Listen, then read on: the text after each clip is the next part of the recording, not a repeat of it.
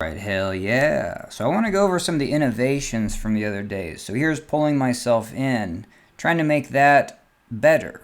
So gripping near the D-ring, sometimes that's useful so your hands don't get so low in the water if there's a lot of slack in your perimeter line.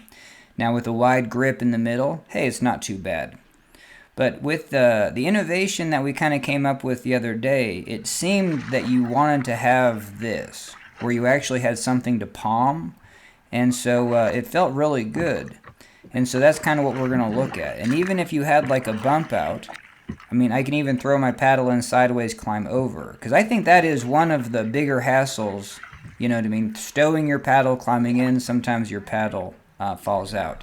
But with this setup, this is actually where I want this piece of stability. And it made it too difficult to climb in. But that's not really where I would have my hands anyway. So we're going to take a look at all you need for, you know what I mean? That thing hardly went into the water and it still provided that buoyant force. Now this video also is going to be on how to improve that. Because like right now, this face is totally vertical. And you would want another bump out, you know what I mean, at a 90-degree angle so you had further stability. And if you had it at a 90, it's still not going to get in the way of paddling. This is still the farthest piece out. And I don't mind paddling. I don't think I would mind paddling over that. And so that shows you that you could really bump that out. And you don't even need that top surface in that footage. But I really think you could throw in another piece of stability. So it's all called secondary stability. Sometimes I'll use the word third and fourth. But hell yeah.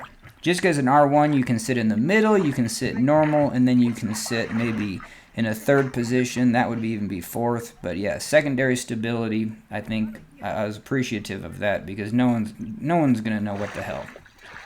All right, hell yeah. So here it's too far to grip. And the other part of this is like when you pull down on the boat, you don't want the other side of the boat to tip up. See how much that tips up? So that is, you want the total opposite. You want the other side to stay flat. You want your side to come down in the water, but you don't want this rolling motion. Alright, hell yeah. So I got some pictures to really show the buoyant force. So that first little chunk of wood, it can just roll in the water. But that second and third chunk we're going to see in a second. When they tip over, you're going to have something bite in, and that buoyant force is actually going to be pushing up. So that's exactly what's actually happening in my scenarios. And you can have like a double bump out. And that's what we were kind of getting at, is like this is only showing kind of one bump out. And that was the idea of this video, is like it might be useful to have some sort of progression. The other part of this is, this was the easiest to pull myself in, but this is not the location I would want. You know, that's too low in the water. So it is going to be a limitation. It'll be worth experimenting with down the road.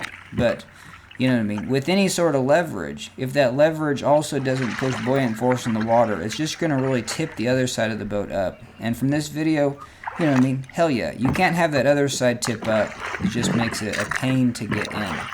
So anyway, so there are some advantages and some disadvantages. We'll explore more of those at the lake. So thanks for joining me, and that's a video.